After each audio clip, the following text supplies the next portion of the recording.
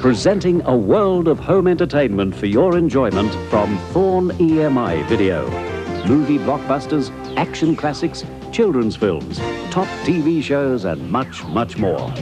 So, for now, sit back, relax and enjoy.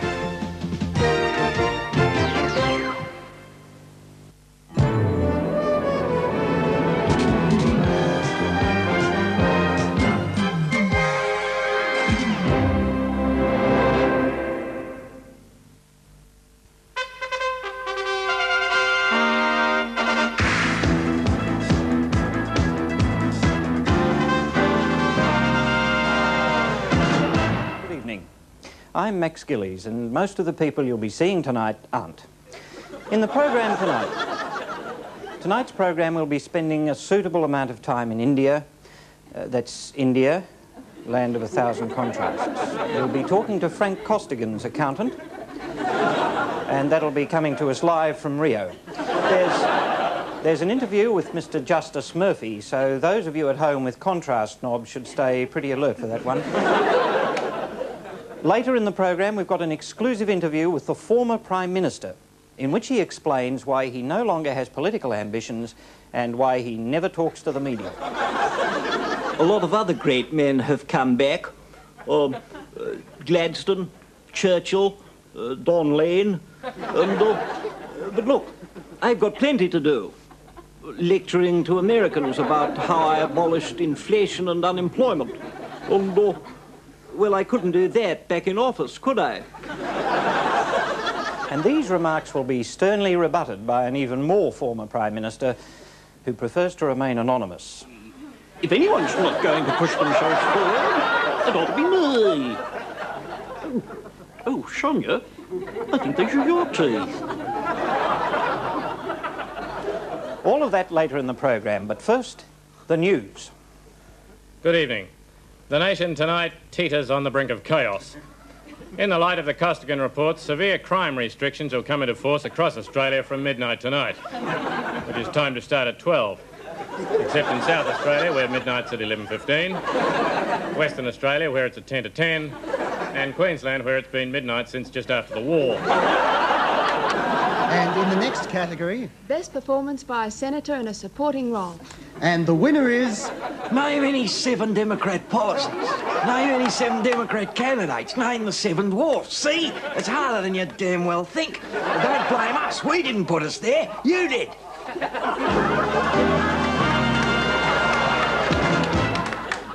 The Gillies report shares the ABC's traditional obsessions with quality, relevance and lack of unnecessary excitement. But we also understand the new ABC's competitive drive for ratings. Now, it's not easy to achieve both at the same time, but we've had a go. Here, then, is a program which combines what the ABC audience doesn't want to watch with what the audience that doesn't watch the ABC at all would want to watch if it did.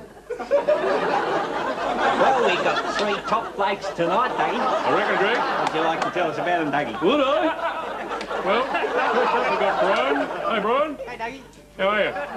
Brian's a marketing consultant. He's got 2 cars, one red, and his interests include sailboarding drunk. Terrific. Second, we've got Craig. Hey, Craig. G'day, Dougie. Craig, paradoxically enough, is a marketing consultant. He's got a sauna with a really great sound system, and he's got no interest to speak of. Terrific. Then we've got Streaker. Go, Streaker. G'day, Dougie. How you going? Getting your share? Oh, no worries, mate. Good boy. Streaker is a spirit level with the waterboard. Terrific. Now, the lucky fella who's going to pick his perfect mate from this ugly mob is, strange as it may seem, another Craig. Just a pair of brakes, mate. OK, mate, you're on your own. Get into it. Go for it. Number 1, what do you look for most in a mate?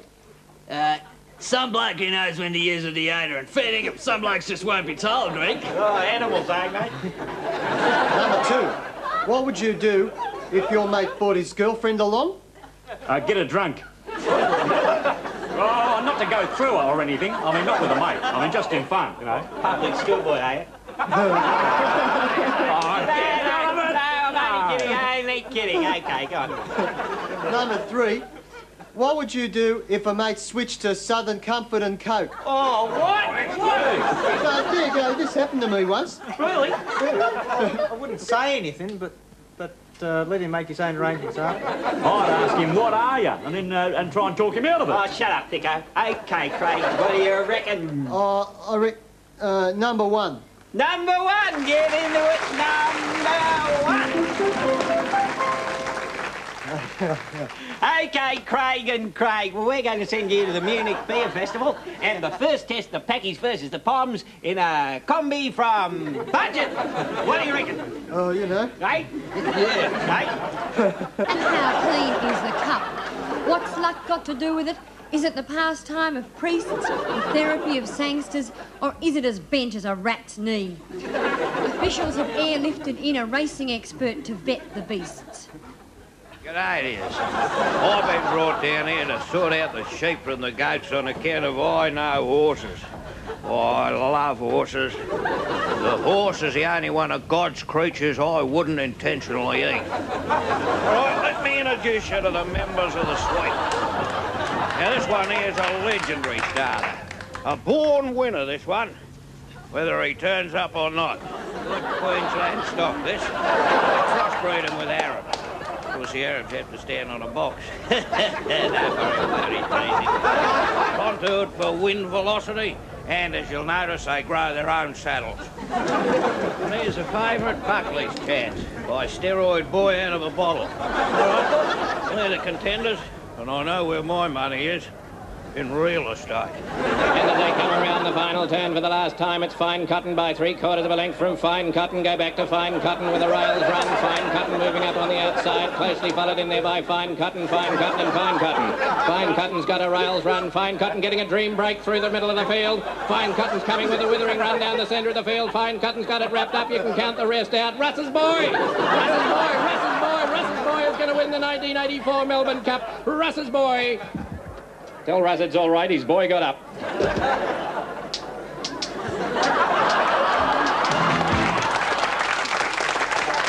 Royal Commission of Inquiry has been established, headed by Mr Justice, insert your name here, to investigate last week's incident in which members of ASIO's crack anti-terrorist squad arrested the National Art Gallery and questioned it by thrashing the balls of its feet with a coal chisel.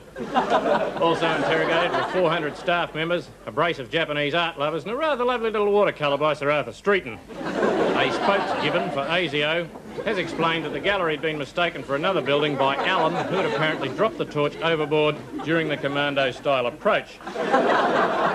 The Prime Minister's response to all this was extremely swift, beautifully dressed, and every sentence contained a verb. No, we won't be abolishing ASIO.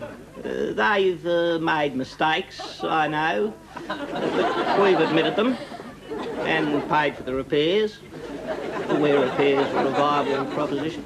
And we will continue to admit them and pay for them, so long as they're vital and valuable work both here and in New Guinea. In the interest of all Australians, this work continues to be ongoing and vital. Poll figures released today put the Prime Minister's popularity rating at dangerous to extreme. 74% of the Australian public are happy with him as Prime Minister, and it's a very long gap back to 49% for PAL dog food, 36% for those woolen rugs you slide under your bottom sheet, and 17% for Terry Alderman. Mr Peacock was well away at 2.5% with swamp vermin and the last bastion hiding behind one another and lying about their age. Despite this, the Liberal leader still sees the campaign as being issues-based. The difference between the Prime Minister and myself is that I take a pride in my appearance, however brief that may be. Our first contestant is Mr Simon Pewter, and your special subject is, I believe, the political career of Andrew Peacock. No one could be more acutely aware of that than I am. When did Andrew Peacock first enter Parliament as the member for Kooyong? Well, that's not the point at issue here. Correct. What was Andrew Peacock's attitude to the Kampuchean question in 1979? Look, I don't think it serves anyone's interest to go raking over... Correct. Complete the following quotation. A week is a long time in... The sauna. Correct. What is the future for the Australian car industry? I hope so. I really do. Correct. This has been a paid political broadcast on behalf of the ALP's advertising agency, written and spoken by A. Cleverdick, authorised by another Cleverdick, Parliament House, Canberra. The National Party unleashed its policy on defence this week, and the price of liberty seems about twice as much as we've got on us at the moment. Hey, kids, how would you like to dominate the Southern Hemisphere by sheer force of arms? And perhaps go to war with New Zealand? And what about owning your very own tactical nuclear submarine? Well, you can, you know. Just get your mum and dad to vote for the coalition defence policy. It's obligation free. Well, not quite. Ask your dad what conscription means. Your special subject is the political philosophy of Ian Sinclair. Your questions starting now. What are 1 and 1? They are numbers. Correct. What is... Block. I'm sorry, what is... Block. I'm sorry, you'll have to let me finish. What is supply? It's money the government needs. What is the Liberal Party? Government the money needs. What is the Labor Party? People who need the government's money. What does the National Party stand for? Just about anything. Correct. This has been a paid political broadcast on behalf of the producers of Deliverance, written and spoken by Historical Accident, authorised by Mr. Gerald Mander, Parliament House, Canberra. Most of the heathens seem to have all of the money and most of the guns. And we here at the Gillies Report feel that it's about time that all Christians got their station wagons into a circle. Hello and welcome to Christwatch. I'm Teresa O'Reilly from the practising laying nuns of the Sacred Bleeding Nose of Jesus. And I'm the Reverend E. Roger Nees, Dean of St. Allen's. It's that red brick building down near the swamp. You know, at our non-sectarian crisis centre, every day I get hundreds of letters. Oh, we get even more at the convent. From troubled souls. Ours are tormented. Ours are tormented too. Ours are too tormented to even write. Asking... We get a lot of calls. Asking questions such as, Rog, we have Catholics next door. Is it okay to lay baits for their children? Or when Protestants go to hell, can Catholics watch?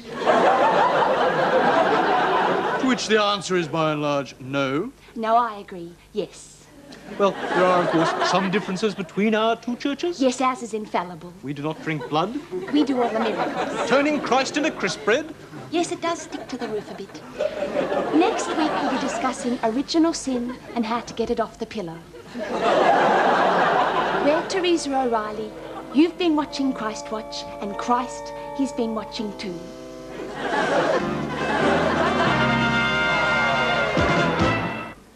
Your subject is the policies of the Australian Democrats.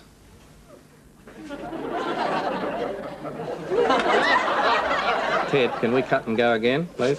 I can't find any questions on the policies of the Australian... Yes, they've got some, Ted.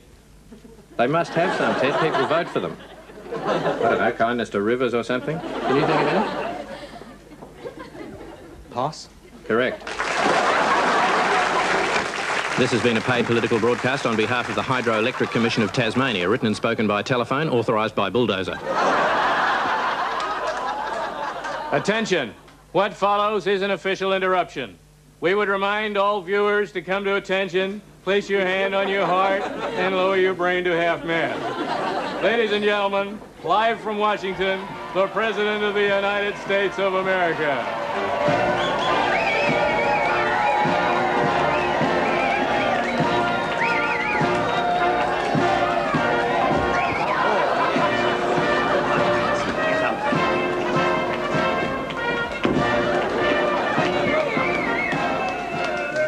Well, 7 years ago, when I was 4, and my forefather was 7. 4 and 7 is 11. 10, 9, 8, 7... It's morning, dear. Oh, yes. Morning. America is in mourning again. No, it ain't. No, there's still a few Kennedys we haven't gotten around to yet. It's morning in America again. I slept very well last night, Mommy. Did you, Daddy? I did, and I had a dream. I had a dream! I dreamed I was walking tall down Main Street, without any pants on. Any questions for the President?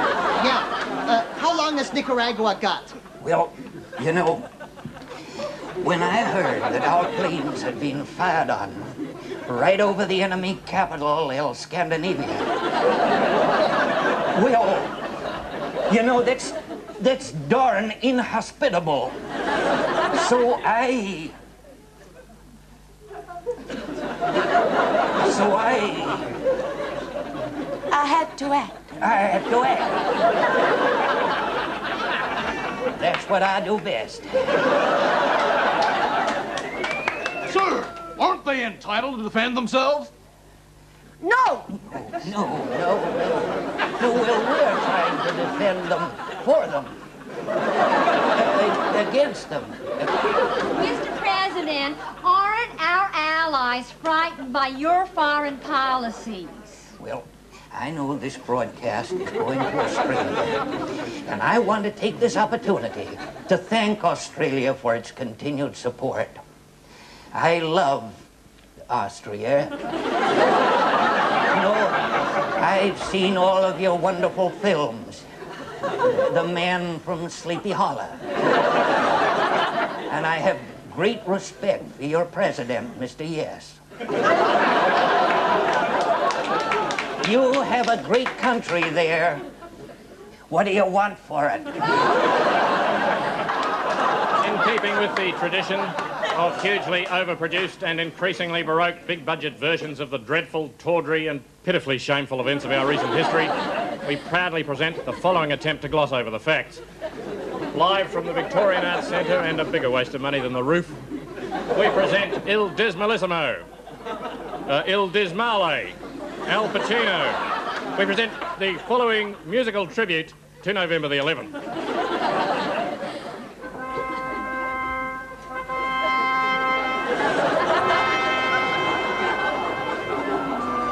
God is our nation's leader. Power and fame are mine. We've had 3 years of labour, Wearing because we said it's time. and life couldn't be more sublime. The odds have had increased funding. How do you like blue polls? Who'll pay for that, we're wondering, Rex said he'd ask Kemlani. and we are in it up to our holes. Good God. It's time, all right. Time Gough, pissed off. Something must be done. I know. I'll go see the GG.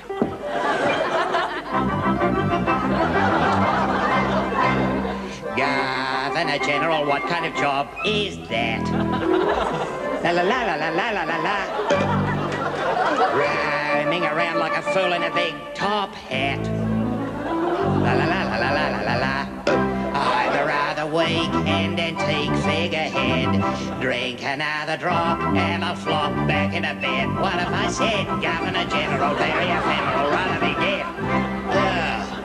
Bravo, there's a job. How would you like to be remembered forever? I would.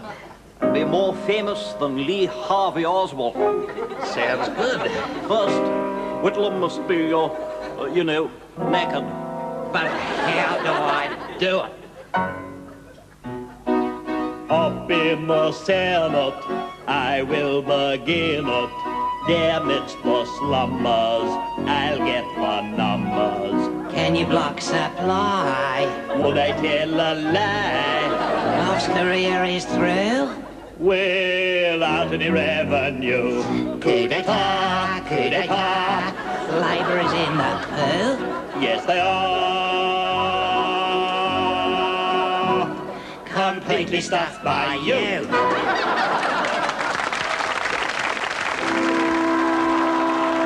What has we here down in Australia? 'Cause giving Whitlam the sack. He will use his powers, most of which are ours, to bring our dear Liberals back. I'm pulling my vice-regal weight. He ought to be opening a fete. Look, he's read his constitution and called for dissolution. I dare say it is our responsibility. No, wait, I think Australia's a democracy. We should not like to interfere. Our role was never very clear. Most amusing, so confusing, very funny. Ha, ha, ha. What's Kimlarney?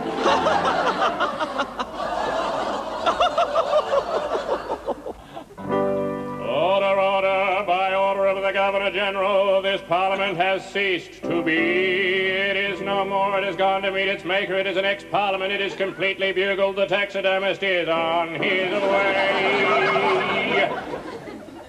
Shame, shame, shame, shame, shame. Sit down. Shame, sit down.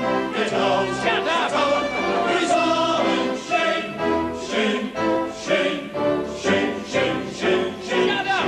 Sit. I give up. You stupid bastard. You loathsome object. My voice to say out for shame.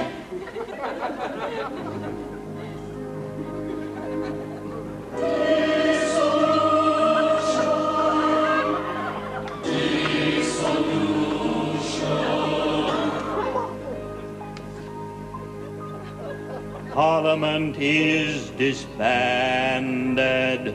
Kerr has been underhanded. Cut off in my prime today by the press and the CIA. Just like A&A. This is our history's blackest page. It's the indictment of the age. Oh, never again. No, no, never again. Maintain your rage. Maintain your rage.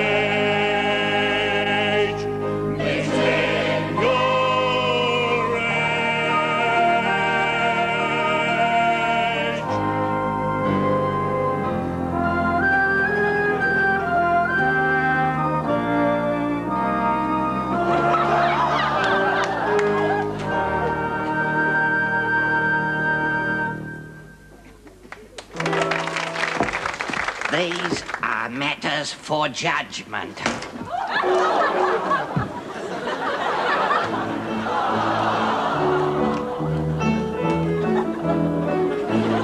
Now is our nation's leader.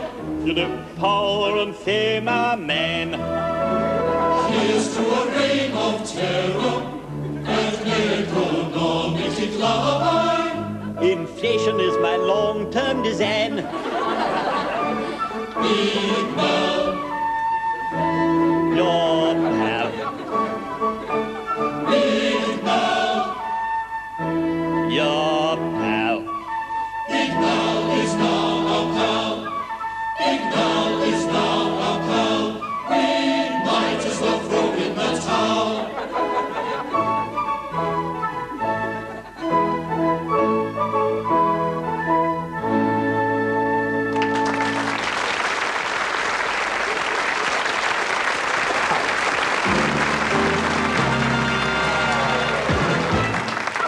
And in a legislative quantum leap, the Queensland National Party has decreed that all AIDS victims will retrospectively be classified as homosexuals and stoned to death under medical supervision. Federal politicians were quick to see this in a broader context. Sheep don't get AIDS. Think about it. And, look what he's hit that out there. There's going to get a run. Australia's going to get a run. Australia's going to get a run. Australia's going to get a run. Australia's got a run. Got a run. That's a run, isn't it? It's a run. It's a run. Good heavens, Australia's got a run. Let's see that back. Good God, what's the total? What's the total? 2. Oh, you got an extra yesterday, That's right.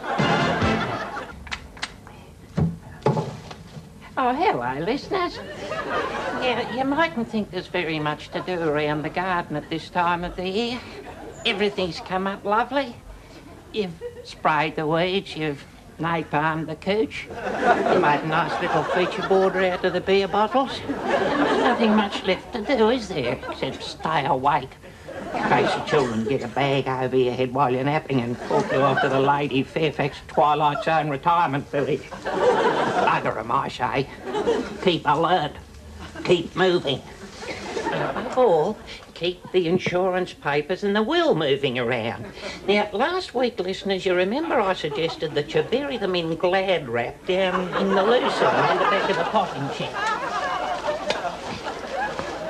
Well, they're going to be awake up to that by now, so this week I suggest that you seal them up in lead and you immerse them in a mixture of spa water, ammonia and 2,4,5-T down the back of the incinerator. Bugger 'em, I say. And just remember, listeners, you're always safer out here in the garden. If they come for you sudden like, you've always got a choice of weapons. Don't forget, listeners, gardening, self-defence and do-it-yourself probate kit is available from an ABC marketing genius near you. The assets test represents the greatest single threat to personal liberty since the tariff on Milanese shirt ruffles.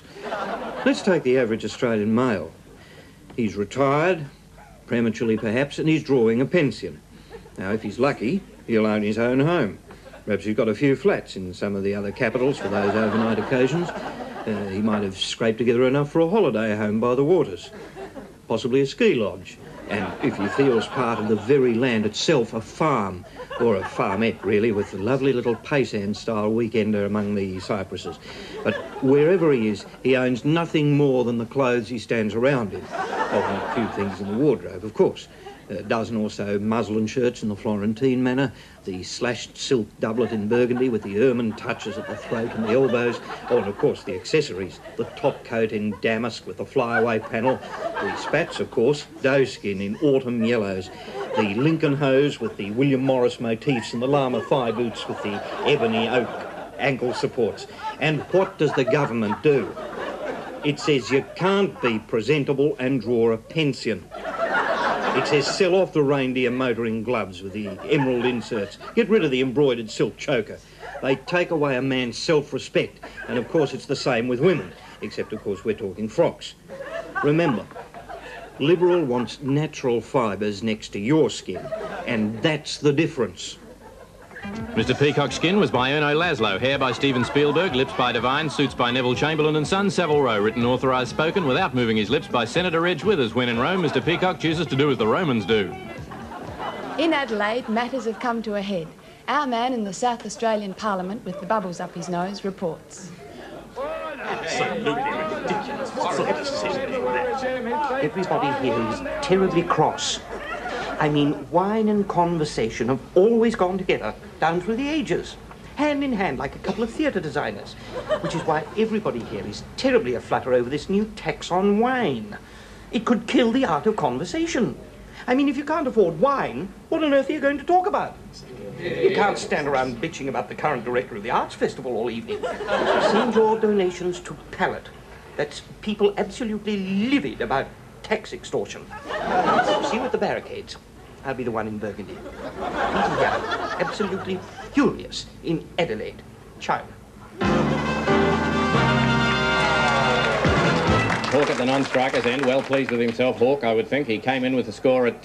what did he come in at? What was the score when Hawke came in? It was 5 for 18. 5 for 18. What's the score now, Jack? It's 6 for 18. 6 for 8. What's Hawke made then? Well, he hasn't made anything. Been there an awful long while for his naught, Jack. He has, yes. When was the last time anyone took this long to get off the mark? Well, it would have been McMahon in 72, I think. He was there for 3 weeks before he faced a ball, and then it was very, very short. What puts me in mind of Curtin, although it was quite a different game in the 40s, and neither of them, of course, is a stayer like Menzies. Ted, ring me, will you? Your subject is the findings of the Costigan Commission. Here are your questions, starting now. Are you a heroin dealer? This man is a heroin dealer. Last year, he made an estimated $50 million out of heroin. God knows what else he's involved in, possibly prostitution and money laundering. Who knows? On the other hand, he may not be involved in anything. It's difficult to tell just looking at him, but if you want to ring in and dump on him, by all means do. That's what we're here for. He can't touch you. It's all under privilege. He should have thought of that earlier. We certainly did. This has been a paid political broadcast on behalf of parliamentary privilege, written and spoken by Innuendo, authorised by $12 million, Parliament House, Canberra. Shadows lengthening across the ground now. They are lengthening, aren't they? Have been for some time now, Jack. Have they? I didn't notice. Yes, they were shorter before, Jack. Sinclair now, going down over his bat. Meldrum the bowler, back at his mark now. Looks as if we might get a little precipitation here, Jack. Meldrum in now, bowl shot. What happened? Shot. Sinclair shot Meldrum.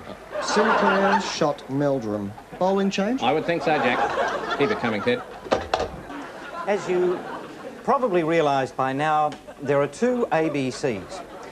The new ABC is thrustful, provocative, relevant and almost unbearably aware. The old ABC used to manage quite well with the news and half a dozen old black and white movies for recycling on Saturday nights.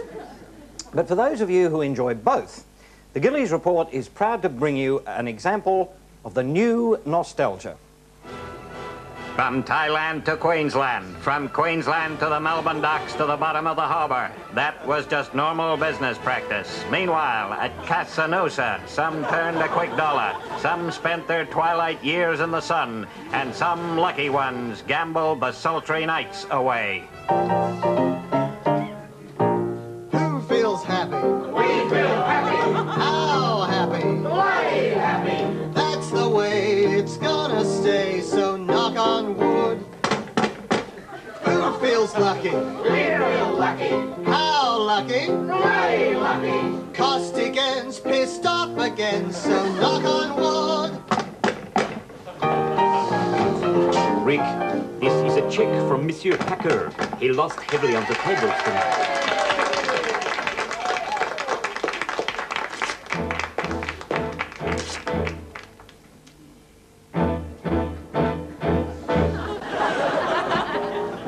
There's a rumour going around that the Nationals will block supply. That's not a rumour, that's a fact. But look, I'm the leader of the coalition. Now that's a rumour.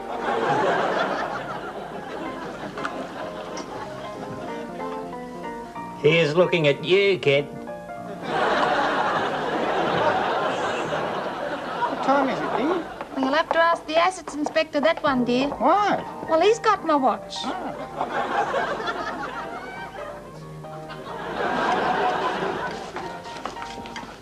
Ah, small business, eh? Times are tough for you people.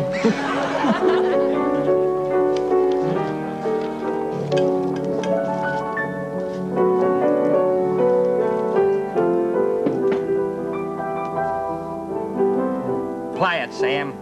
Play as time goes by. Not again. It's not just for me you're playing it, Sam. It's for them.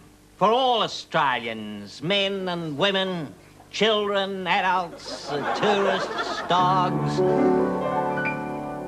Now just remember this, I'm no longer on the piss. I laugh and then I cry. The fundamental facts apply as time goes by. Don't bother me with crime. I haven't got the time to argue or deny. Charisma is the old standby as time goes by. Doom and divisiveness, all out of date. No more discussion, no more debate. The country needs a man who's everybody's mate, that no one can deny. I've issued a directive of you, it's in respect of. Just trust me, don't ask why. Consensus is what makes me high as time goes by. Elections could get even duller as time goes by.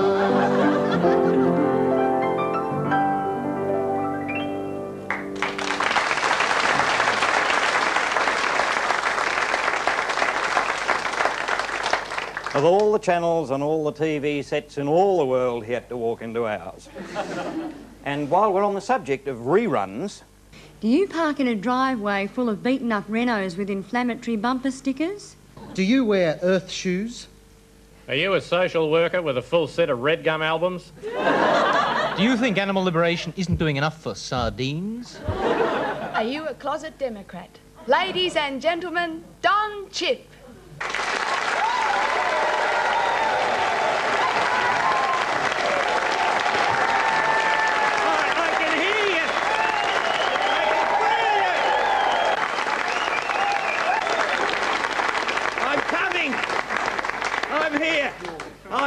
beautiful. Oh, you can move mountains. Your own personal mountain. And it might seem like a goddamn molehill to you, but if we all move them together, we get a damn big molehill. Are there any goddamn questions? Have you got any policies that do not involve inland waterways? Oh, hell, we've got policies, Paul. We've got policies here. We've got a policy for every man, woman, child and puppy dog in Australia. Now, I weep, Paul. I weep blood. Every time I see one of our kids, one of the millions of our kids with a puppy dog, one of the millions of our puppy dogs, and I ask myself, what can I do? I answer, bran. Natural roughage. 9 out of 10 damn dog foods don't have natural fibre. Let's give those puppies and our kids a future. Dozens of bran-fueled power stations. Bran in one end, our kids' future out the other, Paul. And that's got policies, Paul. What about getting the kids some jobs? Oh, yes. Damn it, Michelle. I know what it's like to be out of a job. But I didn't just sit on my backside looking craggy. No, Michelle, I had a vision of me with a job. And I got it. And that's what I say to young Australians, Michelle. You can change the world. How? By keeping the Senate exactly the same. By voting Democrat, damn it! Look, a hell of a long time ago, I said, keep the bastards honest, right? Put the Democrats in the Senate, and you did. And now look at us. We're the bastards now. I mean, damn it! We treat the Senate like it was a private PR firm. I mean, we set up kangaroo courts. We let the tax dodgers get away with murder. And that makes me damn angry. Here! That's why we need more Democrats in the Senate. To keep us honest. And the next time we'll need even more Democrats to keep those bastards honest. And that's what it means to be a Democrat, Michelle. Thinking ahead. So what's your vision of the future? Hope, damn it. Hope. But I mean, I had hope. But you just look around you, Paul. Something's dying.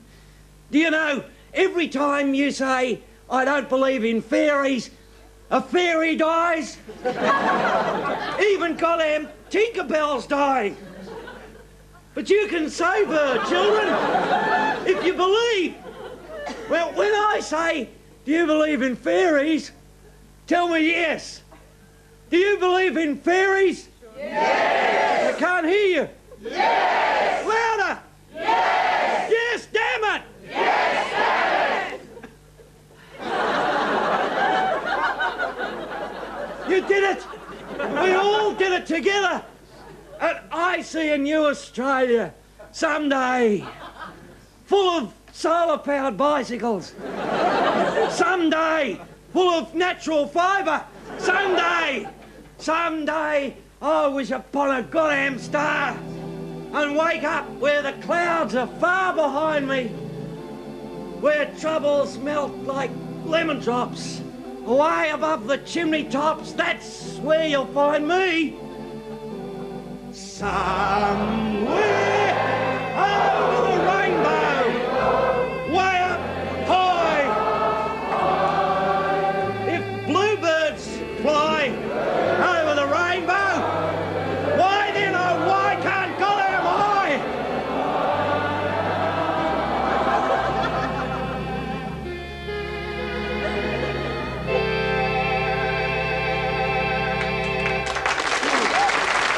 Anyone who'd like a game of cricket somewhere between the 7th and the 11th and who doesn't mind doing a fair bit of fielding, please contact Greg Chappell or Rick McCosker by Wednesday afternoon.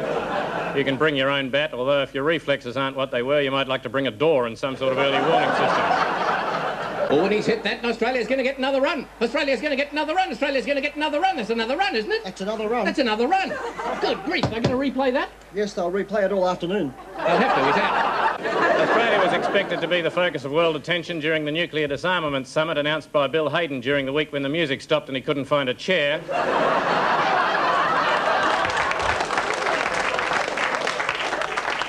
The initiative was expected to break new ground in that it wasn't a summit, it wasn't about nuclear disarmament, and it isn't going to happen.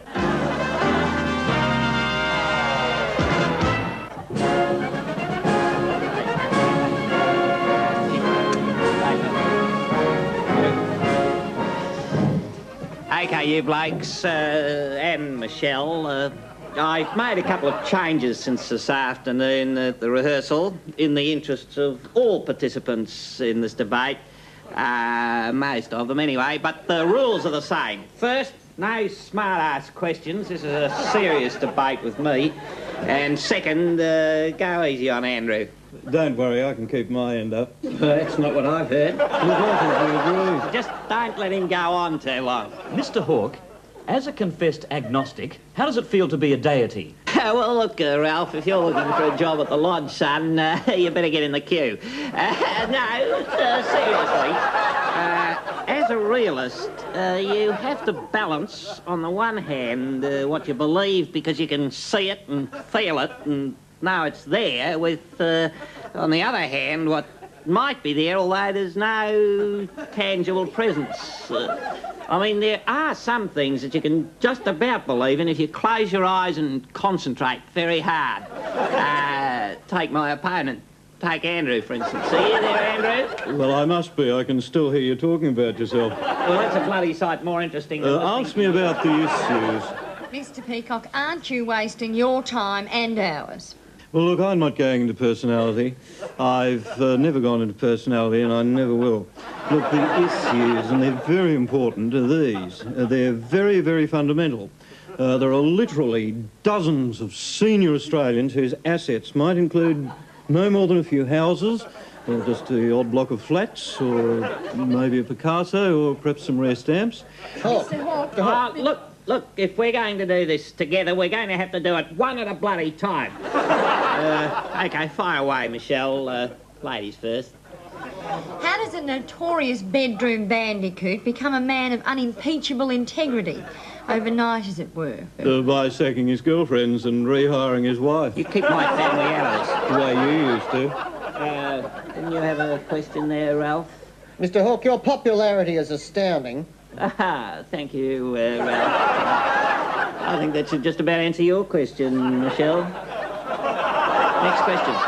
In many parts of the country, particularly Queensland, Western Australia, and part of the historical profession, there seems to be a very high level of racial prejudice. What is your response? Well, let me just say this in respect of racism, Ralph. First, I detest it. And second, I hate it. Third, I loathe it. And I despise it. Well, look, this is typical of the pompous parrotings of this panjandrum of populism, who's poised to hate something more than I do first, so that I can never hate it as much later. That I once used to call you friend. Did you? Yeah, when it was necessary.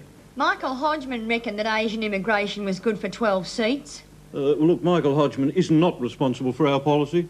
Yes, he is. Well, yes, of course he is. Well, look, I'm not going to go over that again. I don't know. I mean, that is, we're a democratic party and there's room for all opinions in all our policies. Ask him about the National Party. Yes, what have they got? Look, the media has tried to distort with its cheap headlines. That is, the National Party will not block supply under a Liberal government. And furthermore... what are you going to do after the election, mate? I've said it before and I'll say it again. OK, fellas, that's it. I've got a bit on my plate. Those of you who've lost my autograph or want one for the nieces and nephews at Christmas, form a queue, will you? And does anyone else need a job after the election, apart from Andrew? Oh, very funny.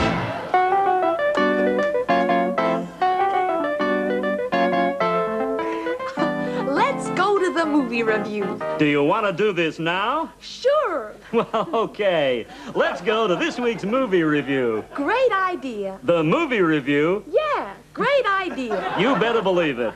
Let's go to it. Why don't we just ad-lib for a while? Are you putting me on? 3 big budget features premiering around the country just now, and I caught them all during the week, and boy, do the big studios have some flopperoos on their hands. These really are the pits, and if I'm any judge, consumer resistance will be monumental. If you thought Give My Regards to Broad Street was a catastrophe, stick around for these. Charisma Productions, in association with Consensus International, who just 18 months ago gave us Indiana Hawk and the Temple of Hoons, and then fell in a little hole with Star Wars The Policy, have now released The Man Who Walks on Everything, featuring the child star Weeping Bobby. And although the movie is technically great, lots of effects, and they've spent a fortune on crowd scenes, the plot is thin, and the sight of little Bobby breaking down in scene after scene is less effective than it ought to be because we, the audience, are never told why. In the end, it's just too long, too little, too thin, and I hope he isn't watching or I'll break his little heart. Too much little Bobby. I don't know why they didn't just make Mr. Minerva. This is strictly for the soaps. I rated a 3. Withers Brothers have had a bad run since horror product was big in the 70s, and they're obviously looking for a formula. And the news is, folks, this isn't it. Haircut 3 is the sort of movie that makes you wonder whether or not you've left the gas on. Olivia Newton-John tries as hard in a title role as the script will allow, but at times you wonder if the writers are working for another studio. The songs are among the weakest ever recorded, and the songs are the strongest thing about it. The plot is at times juvenile, and if they think this is what the audience wants, then it's back to school for Reg and Tony. Whistling Jack Howard, who's very big with the under-5s, does well in the background of the foreclosing sequence, and he looks set to take a starring role when the box office figures are analyzed. But this one doesn't come off. Stay away. Clean the car. It's a 2. I'm Leonard Scrotum, Nicaragua next week. God bless. God bless. God bless. On behalf of the Circus of God, I bless you all collectively. I will not be shaking hands with you individually this time. Well, we don't want to pass on any of God's little sexual penalties, do we? No. What has happened to Melbourne?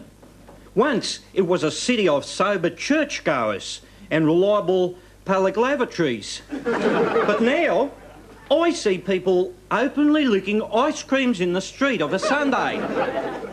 Or if they're inside, crowding around the video, that foul fountain of filth, watching pornographic so-called entertainment. Films such as Hot and Bouncy, Schoolgirls at Lunch, and 69 Night Out, and so forth and so on. It's time we all pulled the plug on this together. Sydney is already Sodom. Let there be no Gomorrah. Are there any questions? Reverend, aren't you hard on sex? No. No, we're not too hard on sex, but the Circus of God is not a one-issue organisation. As anyone who has studied the Kama Sutra from cover to cover will tell you, there are hundreds of possible deviations. The body is the temple of the soul. Do not turn it into a gymnasium. Reverend, should we stop it at once? Oh, not necessarily, but leave it inside the family. You know, Mrs. Colin and myself have enjoyed many magical moments of the most fulfilling, succulent and fully authorised sexual congress. And yet I am shocked and sickened so often when I'm walking our little retrievers, Jezebel and Onan, late at night, and I inadvertently see through the curtains the sort of lewd and lascivious and luscious motions employed by so-called Christians. For hours, sometimes. Reverend, what about abortion? Well, my friend, I see that Margaret is with us in the audience tonight. She has many answers to that question. Perhaps you'd like to give us a quick one, Margaret. Thank you, Roland. If I may answer with a question. When people say that abortion is a matter between a mother and her doctor, who's left out? Me, that's who is. And everyone else who agrees with me. Do you know what a fetus looks like? This. Say hello. Hello, everybody. Very good. At 6 weeks old, they can already do secretarial courses and clean up around the house. And I'm old enough to talk. That's right, Mr. Fetus. And what do you say? I say, if you're pregnant, it's your own fault. And that's the way God wanted it. Yes, he does. If you're raped, for example, a baby is God's own little consolation prize. And if you die during childbirth, a baby is the best way to be remembered. Thank you.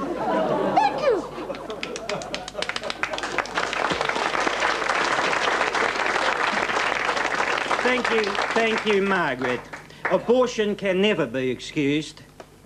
Oh, except, of course, where the child might grow up to be a homosexual, in which case abortion is just God's preemptive vengeance. Reverend, how can I stop my son from turning into a homosexual?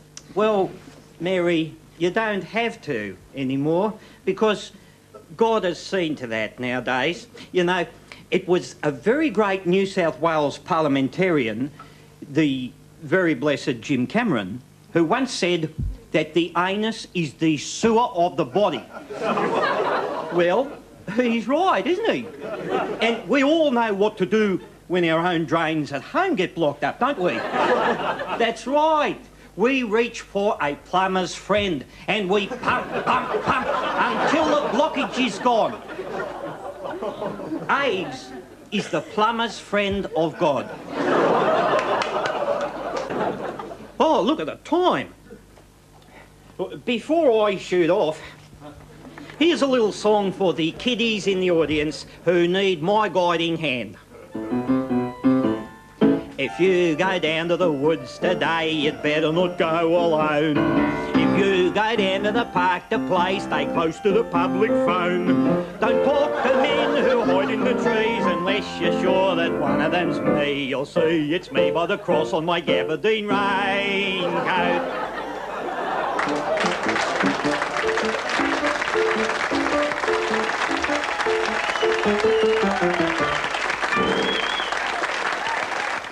Oh, g'day. Thingo here. You like me office? Well, a stick of it paid for.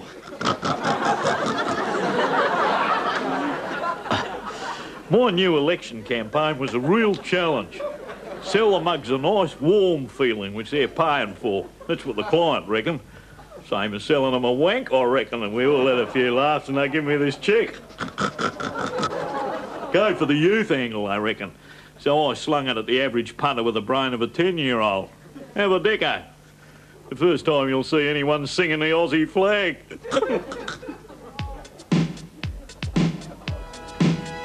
We're unspeakable, insufferable, incredulous and gullible.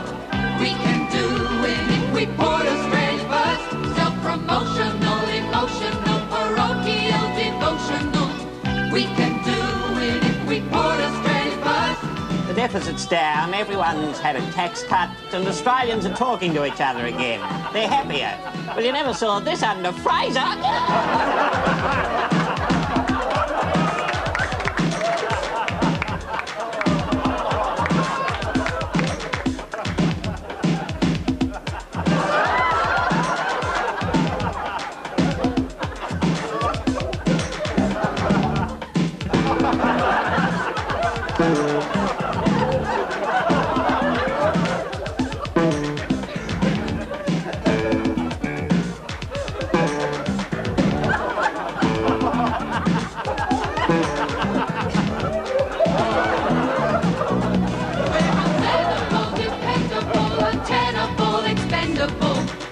You can do it if you put Australia first. We are jingoistic, narcissistic. Supercalifragilistic.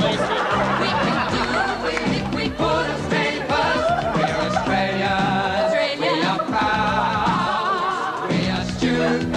We are loud. As far as this Prime Minister's concerned, we're performing again. There's nothing any Australian need fear, whatever his politics or offshore holdings. We are loonies and we watch charisma.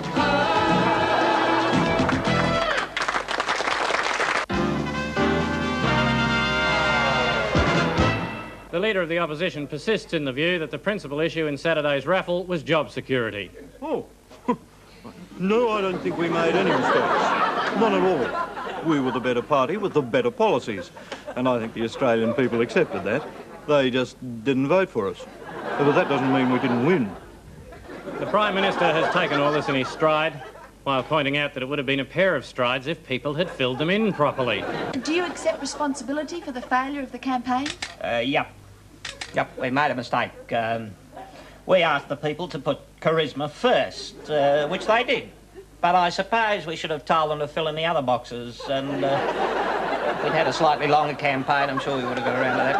Mr. Hawke, Mr. Hawke, surely Mr. Peacock must have got some of the informal vote. No, I wouldn't say it was so much informal in his case as smart casual. The now result just through from Adelaide, race 4 in Adelaide, Fine Cotton, Father and Son, and O'Dwyer's Pride. That's race 4 in Adelaide, and the race there timed to start in about 20 minutes. The Ethiopian government today announced that had they had the foresight to marry Robert Sangster, they would currently have a food surplus and a reasonable crack at the Kentucky Derby.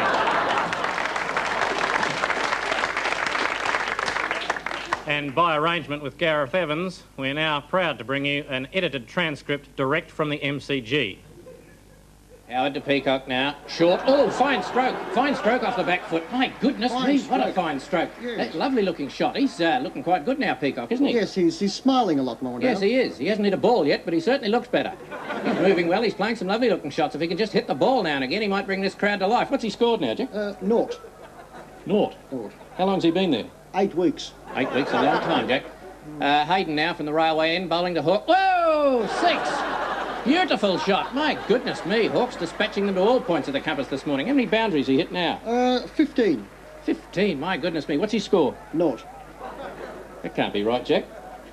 Who's operating the scoreboard? Mick Young. Ah, there's your trouble, Ted.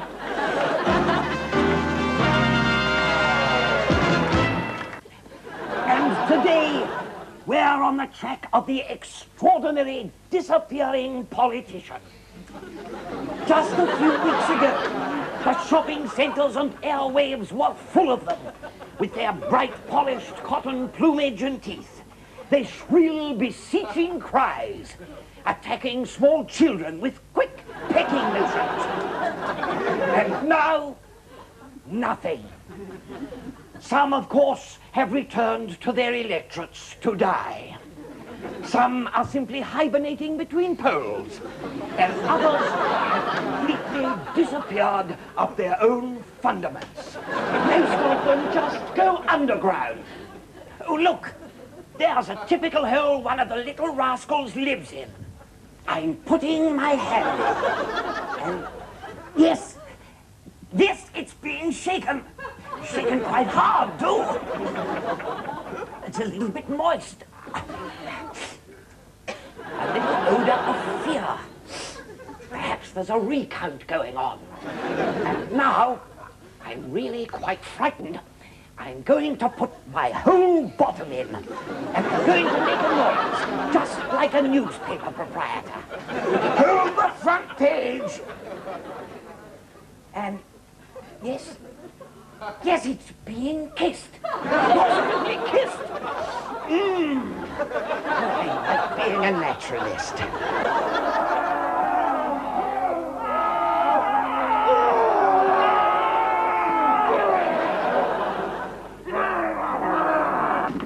The Australian film industry is one of the great success stories in this country's rich and very deep tapestry.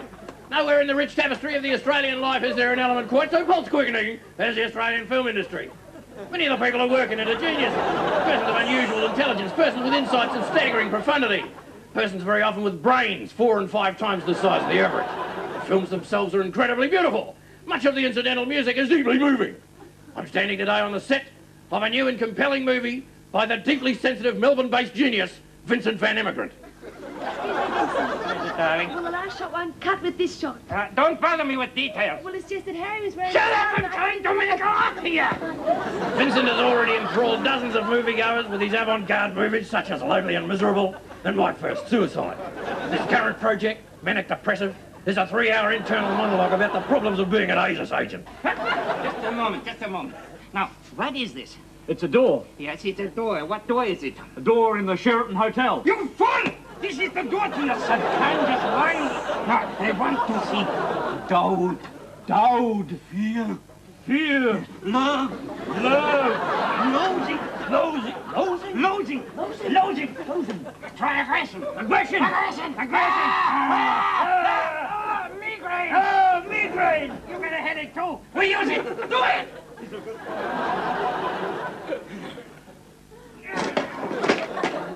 When are you going to release? Release it! He wants me to release my film so that people would trample on my dream. Has anybody offered to release it? No. Hoyts, for instance. Hoyts got them in their cashmere sweaters, and their borders while your corgis doing their popcorn. Vincent, we can't release it until we shoot it. Will you shut up? Vince, you see this as art, do you? This is art. This country hates the artists. Well, they hate me anyway. But I'll show them. But what are you going to show them? Well, I'm not going to show them my movie for a kicker. It's mine. Faster! But Vincent, we've already shot this scene 4 times. Get up! Or have we? Stop doing it. We shot it. I've just added the arts portfolio to my part-time job as Attorney General. It's a tribute to my intelligence and your good luck. Now, one of the projects we've taken over is the film about the Sheraton raid.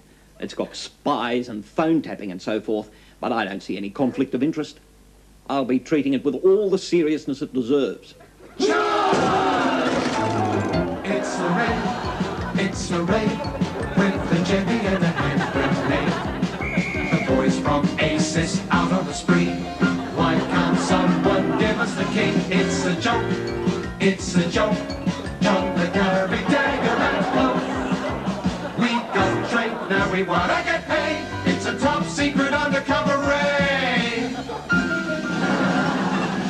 It's a raid. From the pages of the Boss Brigade.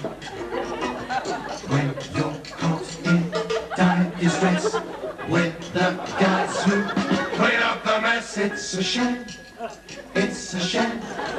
but we gotta impress Uncle Sam. Then we'll know we're making a raid with an undercover top secret.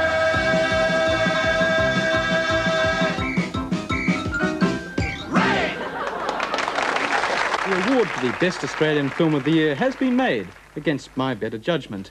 It's bad news for the originators of the Sheraton Raid genre movie, but it's good news for this person. How did you come to be involved? I brought it up as a job lot. And what was it about the film that first excited you in the concept? Well, I thought it was a heap of shit. You know, but I decided, why don't I stick to what I do best? You know, flogging crap to the punters. Have a geek at what I done to it. What do you do when you smash in the door and everyone's in evening attire? What do you do when you're sneaking up the fire escape and they do have a fire? What do you do? You reach for a tinny, reach for a tinny, reach for a tinny or two. You feel like a moron, feel like a moron, feel like a moron. What's new?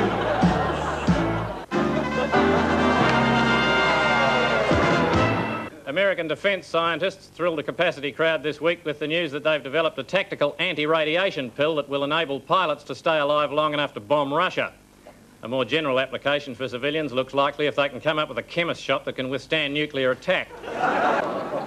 And now, children, remember last week when Alice and her sister were sitting by the river and Alice fell down a hole in a voting paper And the ALP said, eat me, and the Libs said, drink me, and she ate a bit of one and drank a bit of the other, and then everything went all funny. And Mick Young ran away through a little hole in the skirting board. Curiouser and curiouser.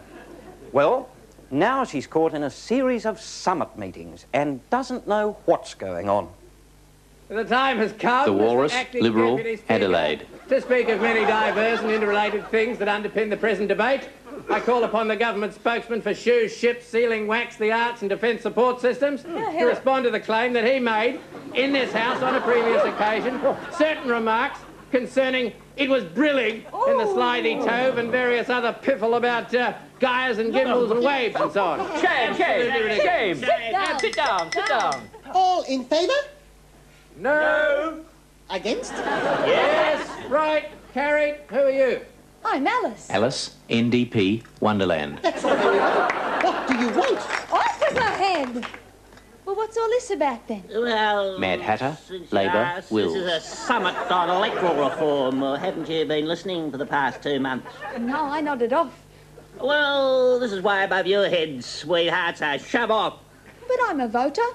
No room! But there's plenty of room. Well, you haven't been elected. You haven't got the numbers. The Queen, National, Queensland. I am the numbers. And if you're not careful, next time there might not be room for you. Plenty room! Now, wait a minute. Dormouse, Democrat, Wait a minute. Victoria. This is a summit about what went wrong with the election. Did you find voting easy? Oh, yes. I voted informal. Are you trying to spoil it for everybody? No, it was the only party with a policy. I don't have to answer that. I run the place. It's my place and I run it. He doesn't have to answer that. He runs the place. Cheshire Cat, enigmatic, Tasmania. Of course he has to answer it. Why? Because you asked it. And anyway, he doesn't run the place, you do. Why? Because you do the voting. I didn't vote for him. Then what's he doing running the place? He doesn't, does he? Don't tell him that. Many colourful business identities who have survived long enough to be investigated are worried by the procedures. The government has issued a soothing bulletin. Hello. The Department of Reassurance is often asked, what are my rights as a citizen when a crime investigation gets onto me? Well, it's really quite simple. If you're very, very important, then you've got the same rights as a burglar. A very successful burglar. Millions of dollars will be spent trying to outspend your lawyers. If you're very, very important and you've met the Prime Minister, or even seen him in the flesh, then you may as well mail your biography direct to the Fairfax newspaper of your choice. If you're very, very insignificant, then you'll probably go to jail. And, of course, probably lose your property. It's funny, isn't it? If ASIO carried on like crime inquiries, people would take to the streets. Those same people who want crime inquiries leaked. Life's full of little mysteries. Right, for a pick of the board, who am I? I was born in 1929 in Western Australia. Graham. Herb Elliott. No, not Herb Elliott. My father. Jane. Ian Sinclair? Not Ian Sinclair, no, they're all yours, Victor. I went as a Rhodes Scholar to... Norm Gallagher. Not Norm Gallagher. Close. Let's have you all in again. I went as a Rhodes Scholar to Oxford, where I won a cricketing blue. Victor. Kepler Vessels. Not Kepler, no. I also set a drinking record. Graham. Bill Hayden. No, that was more recently. Now, I'll just keep going until somebody gets this. I went to Canberra in 1980 as the member for Wills. Victor. Ian Sinclair. No, different sort of Wills, Victor. I became leader of the Australian Labor Party and Graham. Ben Chifley. Not Ben Chifley, no. And in March 1983, I won the biggest Jane. Fine cotton? No, that's a portion of it. Yes, they think so at this stage, Tony. Yes, just listen. In March 1983, I won the biggest... Victor? Russ Hinds. No, the biggest test of my career when I became Prime Minister.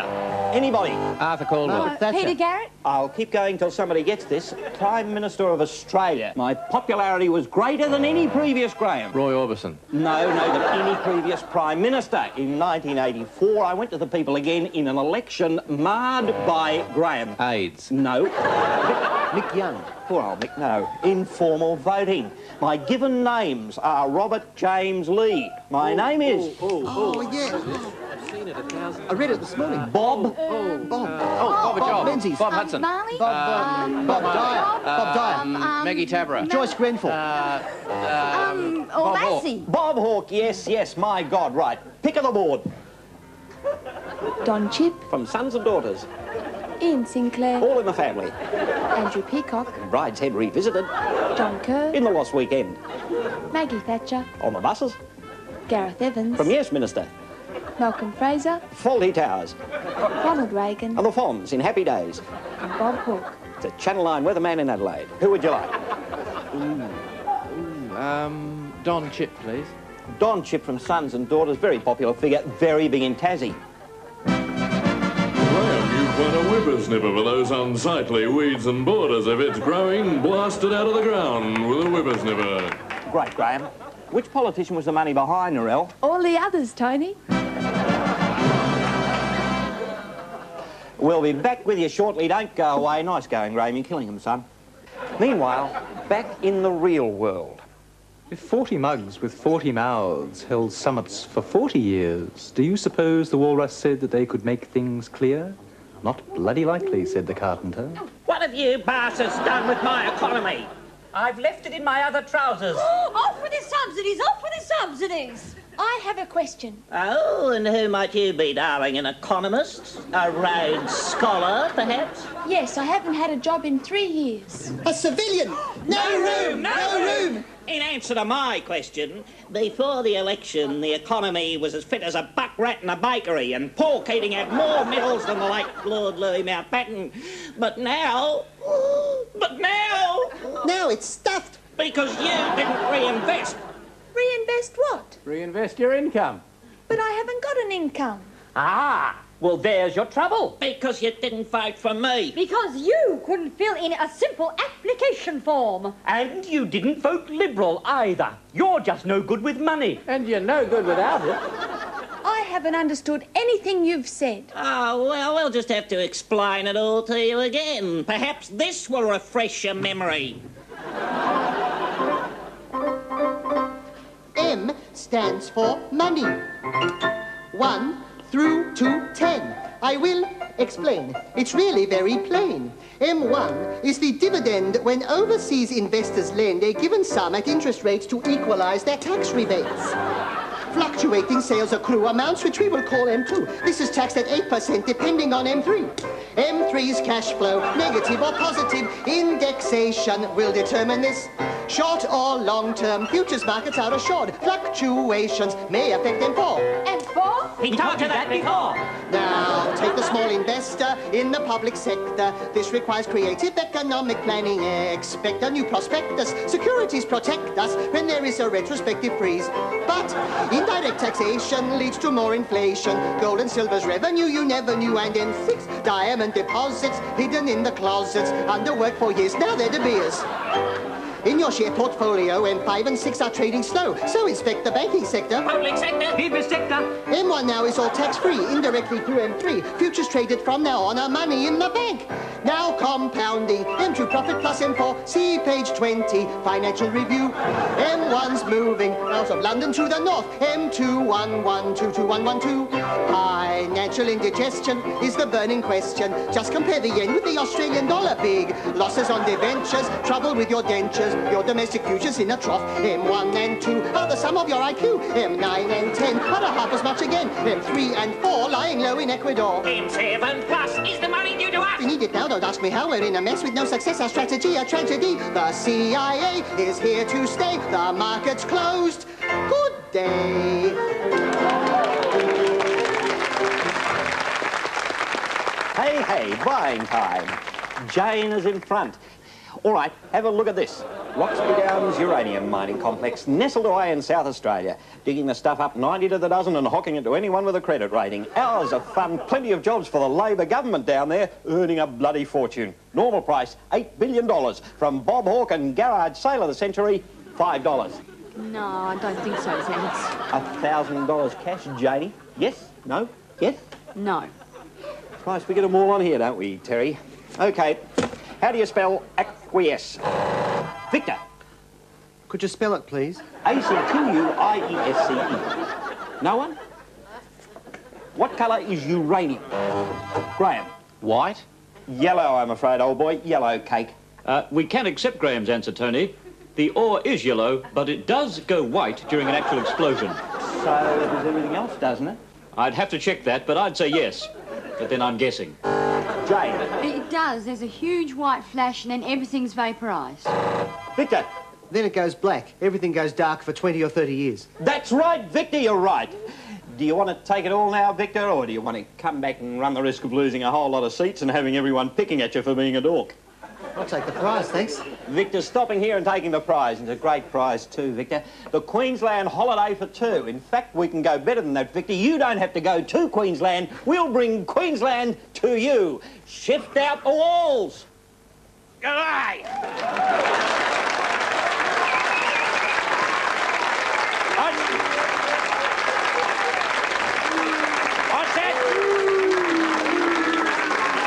I said g'day! Yeah, what a miserable sort of welcome. I can walk into any cowshed dad's back of the home, and I do. I'd say, g'day, I'm Russett. And before I could turn round, they'd have taken me coat. They'd be hammering together a structure to hang it on. I'd have a bucket of prawns in one hand, a bucket of Forex in the other, and men would be dragging their women folk in from the washing up bin just to pay their respects. No, but I tell you what, I'm down here to sell Queensland on behalf of the government, which is fair enough, since the blokes in Cabinet own most of it. Queensland's calling you. Queensland's lying up there on its back in the sun calling out, do it to me! The only problem we got is lies being put around by some of the other entrepreneurs. Take New South Wales, for example. For years, I reckon that New South Wales was the crime centre of Australia. Well, that's just downright dishonest. Take a look at the sun-drenched coast around Noosa. Hundreds of miles of beautiful coastline and not a copper in sight. Hey, what about culture, Russ? Culture? When I hear the word culture, I reach for my copy of Brisbane by Night. Seem to have mislaid it. Has anybody seen it? It's only a tiny little book. It's only got a few pages in it. About the size of a black fella's paycheck. Oh, golly, I'm a scallywag, aren't I? Anything else up there worth looking at, Russ? Oh, my word. There's democracy in action for a start. We got a proper constitution in Queensland. Look, here it is. The Queensland Constitution. This was run up by a couple of very clever fellas. Stock agents from Rockhampton, though. Yeah. Now, it's all done in pencil, in case we need to make a few parliamentary reforms. Such as pissing the Liberals off like we did in the last election. Hey, did you see the advertisements we run on television? Oh, we got a lot of mileage out of them ads. They're just the same ones we used for the Yellow Peril, the Red Menace, the Threat from the South, the Fraser government, the Whitlam government, and all the other bastards.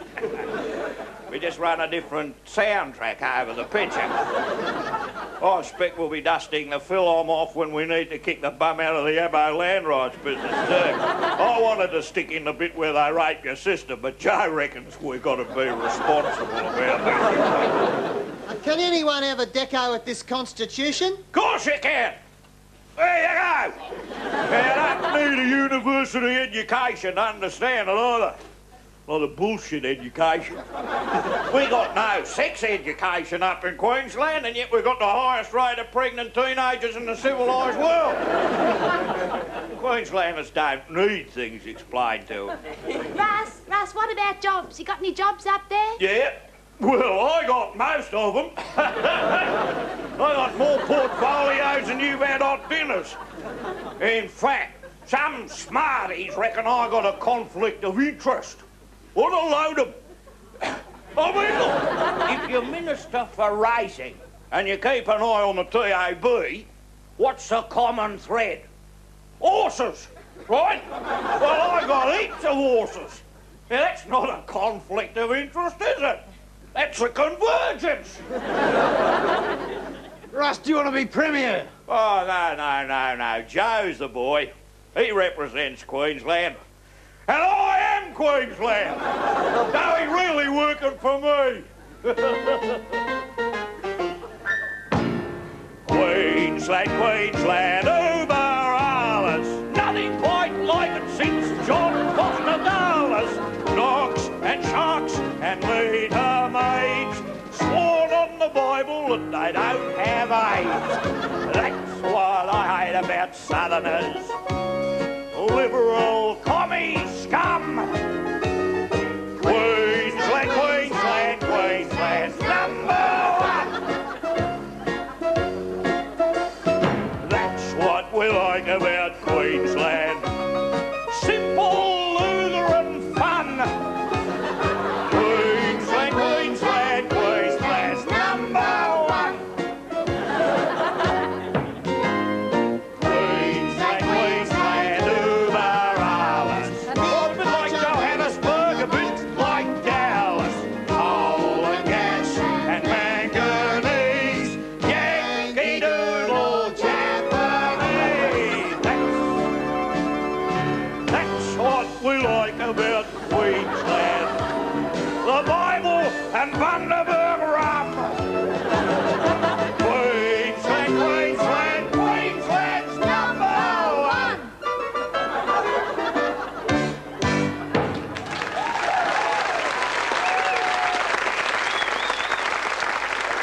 Good evening. And the nation tonight teeters on the very brink of chaos. Good evening. And now...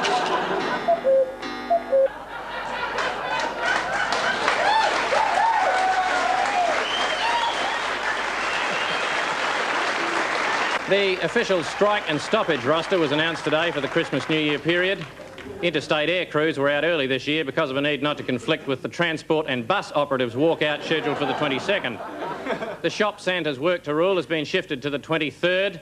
It was on January the 8th last year, and organisers said it failed to bite. Although, of course, this proposal will not be ratified until lawyers go back in July. Poll figures released today show that if a federal election had been held on December the 1st, the fact that the Democrats had prevented the proper electoral reforms from going through to Senate and passed a half-baked version of them that confused hundreds of thousands of voters would be picked up by journalists who hadn't picked it up earlier and blamed on Mick Young, who'd solved the problem in the first place. Mick Young himself had a relatively quiet day, moving about his electorate, wishing the constituents a very happy Easter.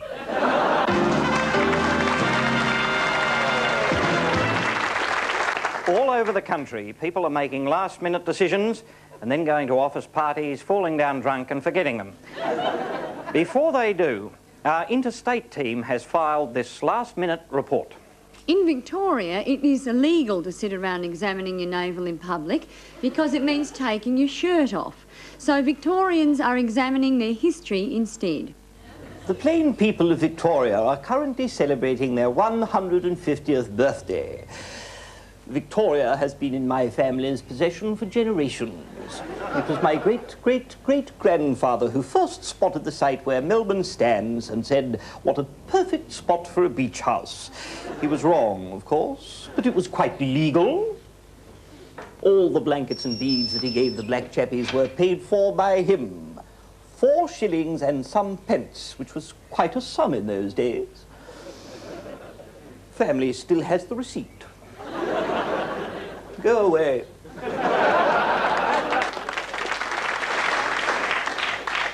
Ever since the Darwin cyclone, people in the Northern Territory have started celebrating Christmas a week early, just to be on the safe side.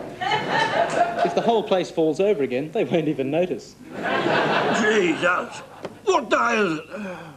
Monday. It's a bit close to the weekend to tell if anything much has been going on over here. Why don't you try home at the post office? This is Brian, Brian, top end. And now our regular columnist continues his ongoing debate about the meaning of life. If he seems to go on a bit, it's because he's been paid by the word. Tuesday.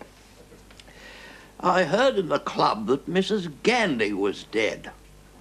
What a terrible blow for everyone in India. It seems the practice of shooting our world leaders now makes no allowance for the fairer sex. It must stop. Wednesday. This drug business is getting out of hand. Not long ago, I was talking to a taxi driver who told me that he'd recently left the police force for this very reason. He's a nice fellow, despite a peculiar tendency to sniff repeatedly and grind his jaw. He said it was an occupational hazard, something to do with Sydney's heavy traffic. When I think of spoon bending and ESP and illusionists of all kinds, I sometimes think of me. Take the Australian Film Commission, for instance. I get together an enormous sum of money, and hey presto, you'll read heaps of advance publicity, and later on you'll read a few reviews, and you'll actually persuade yourself that you've seen a local film. But there aren't any. We've just gone through a few simple motions. Some of them were world-class, though.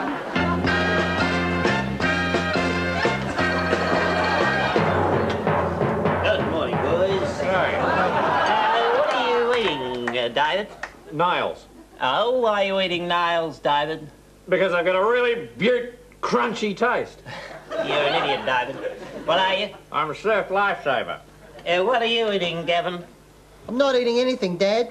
I'm sick of the staple diet. I want something I can digest. Don't be a bloody idiot, Gavin. You're an Australian. You can digest anything if you keep swallowing. Where's my food? Have you been for your run yet, Gavin? No, Dad, I just got up. Well, look, Gavin, what you do in your own time is neither here nor there. As long as you're under my roof, you'll train and you'll train hard and you'll win. Winning is what this country is all about. Winning is what we do best, Gavin. I mean, do you think the bloke who won the Archibald Prize got there by not doing a couple of 100 press-ups every morning?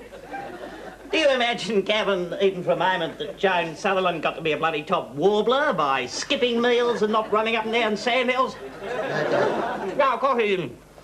Robert Helpman, Gavin. Am I disposed that his ability to pull out the big one when it mattered is not the result of swimming from here to Rockhampton after lunch every day, day after day, year after year until he cracked it? Don't even think about it, son. Sidney Nolan. I can remember Sid's father hitting him with the head with a medicine ball so hard that the poor little bugger couldn't even see straight. You can see it in his paintings. It's all there, Gavin. If you can't do it for yourself, son, do it for your country. Remember the rules. Rule 1. No up themselves, middle-class poms getting cheap laughs out of looking down their poncy noses at Australia just because they think they're Jesus Christ. Rule 2. Remember the national anthem. Rule 3. There is no national anthem. Yes, there is. It's a new one. It goes like this.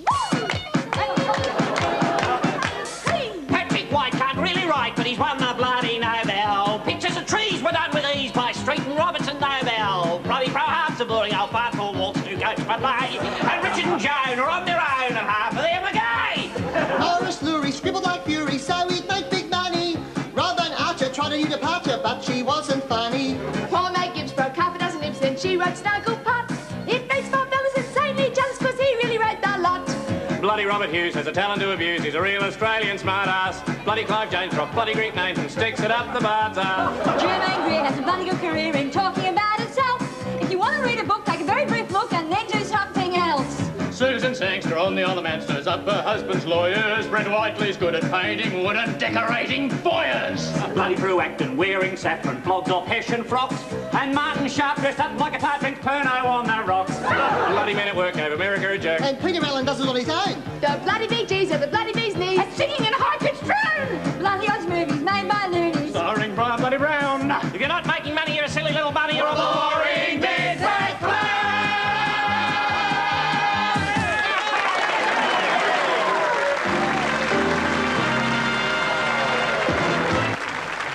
People who think they can celebrate Christmas in the traditional Christian fashion and drive the car home afterwards had better think again. All right, settle down. Now, just a word about our police blitzes over the festive period. There's a rough element every year, isn't there? And if we're going to come in on triple time, then you might as well know who we're after. Those louts who are dropping wheelies in the caravan park and terrorising campers at 3 a.m, for heaven's sake, will you leave it to the police who are trained for this sort of thing? And the youths who are fooling around in the sand dunes, cut it out. As a member of the Beach Accident Appreciation Squad, I've seen what a mixture of KY jelly and sand can do. It is not a pretty sight, and I've got the Polaroids to prove it.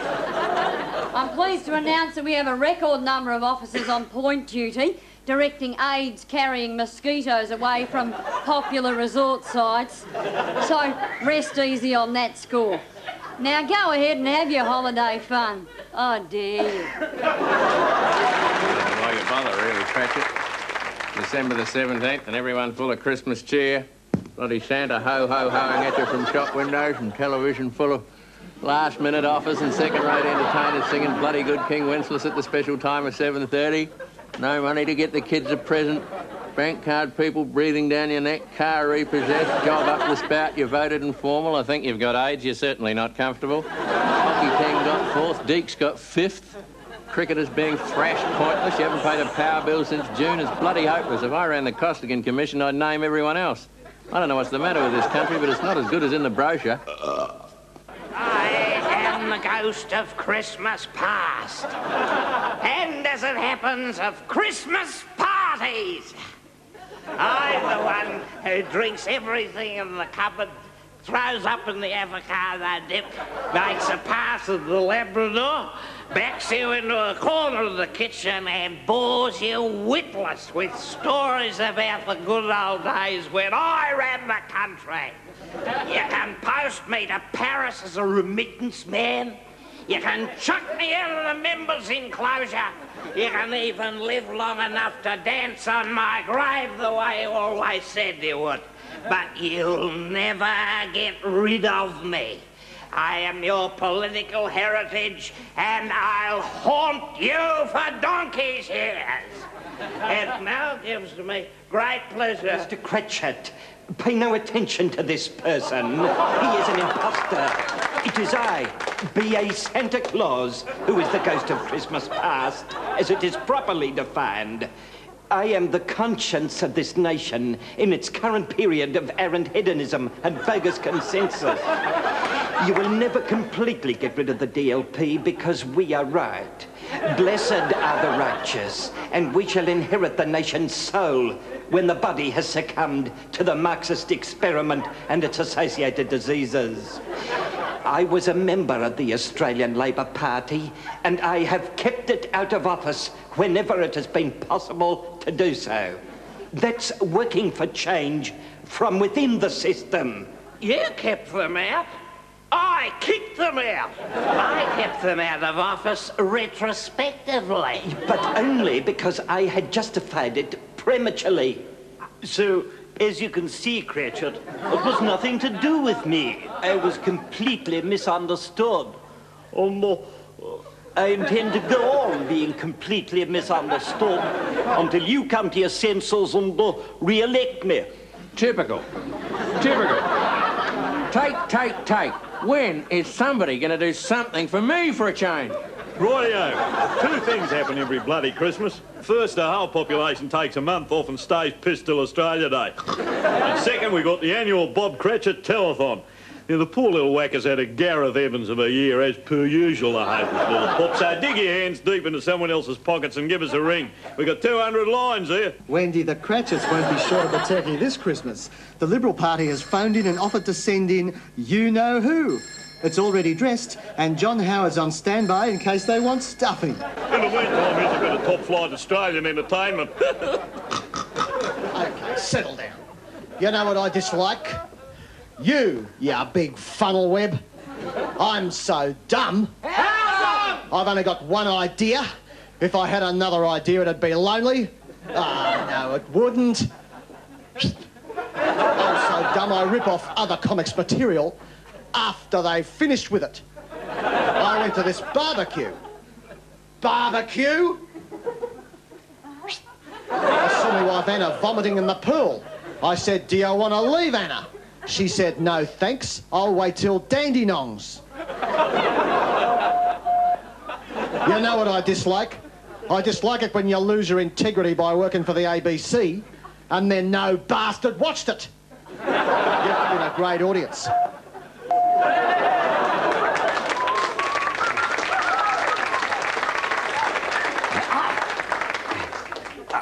Hello.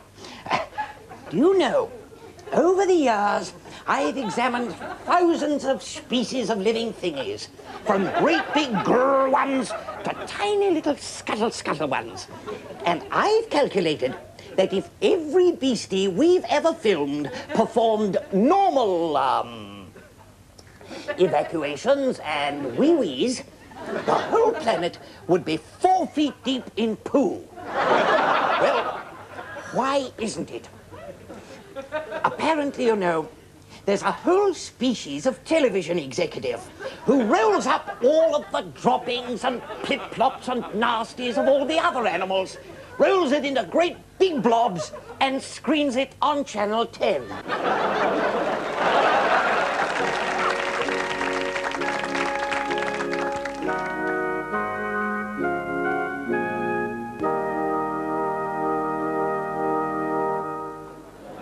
Dear dead days I now live through resemble those when I ruled you.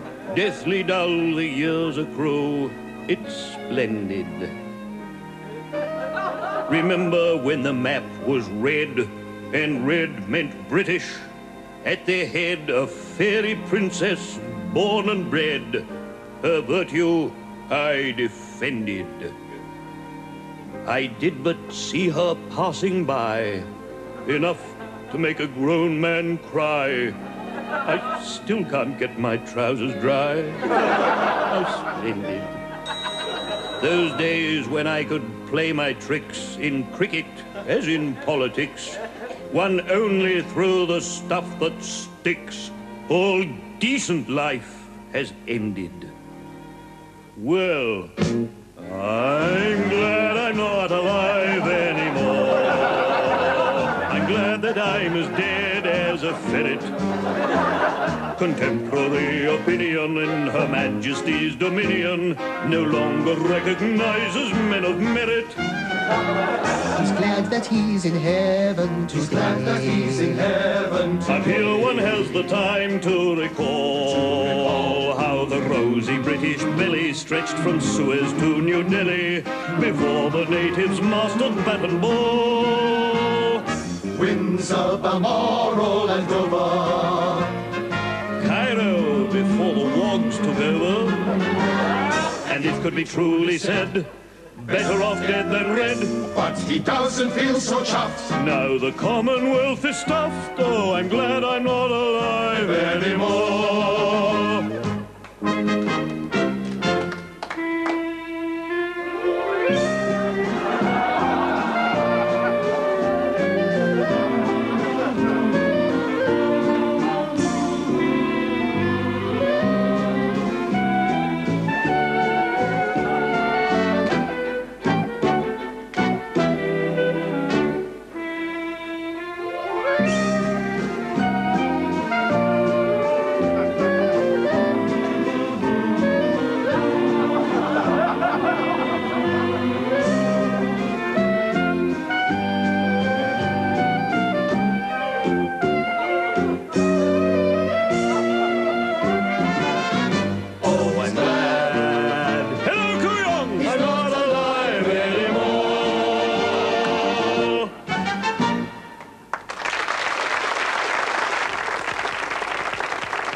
Well, that's just about it from all of us here at Gillies for 1984. Thanks for being with us on Monday nights and for supporting our attempts to bring some serious journalism to television. We said it would be all over by Christmas, and it is. But before we go, let's cast our minds back over the exciting events of the year which have made folk memories possible. In the the first month of Christmas, Bob Hawke he gave to me. Australia, you bloody beauty. In the second month of Christmas, the government gave to me sustained unemployment. Australia, you bloody beauty. In the third month of Christmas, Paul Keating gave to me clever cost accountancy. Sustained unemployment. Australia, you bloody beauty. In the fourth month of Christmas, Mr. Peacock gave to me no opposition, clever cost accounting, sustained unemployment. Australia, you bloody beauty. In the fifth month of Christmas, Mick Young gave to me Paddington Bear. No opposition, clever cost accounting, sustained unemployment. Australia, you bloody beauty. In the sixth month of Christmas, Mr. Sinclair gave to me a strange set of standards. Paddington Bear. No opposition, clever cost accounting, sustained unemployment. Australia, you bloody beauty. In the seventh month of Christmas, the High Court gave to me Mr. Justice Murphy. Strange set of standards.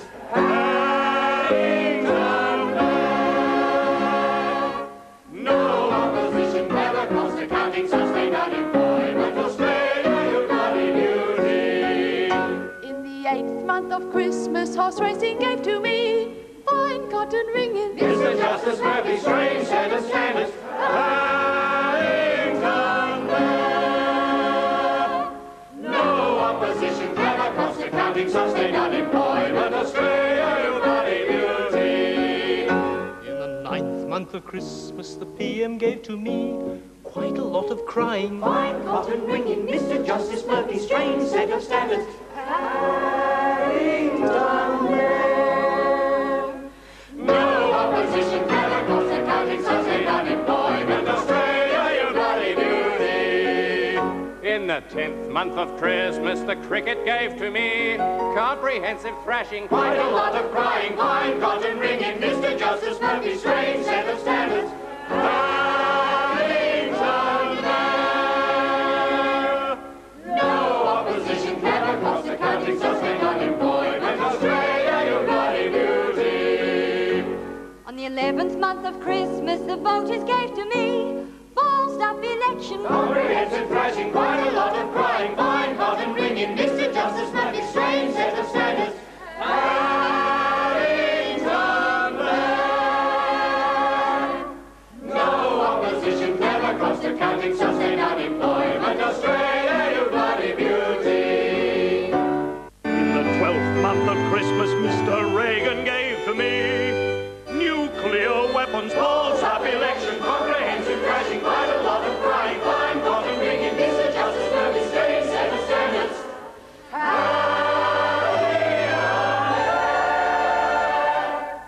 No opposition, clever cost accounting, sustained unemployment. Australia, you bloody beauty.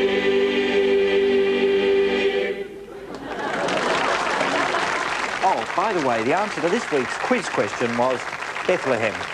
The other two were home births. Good night.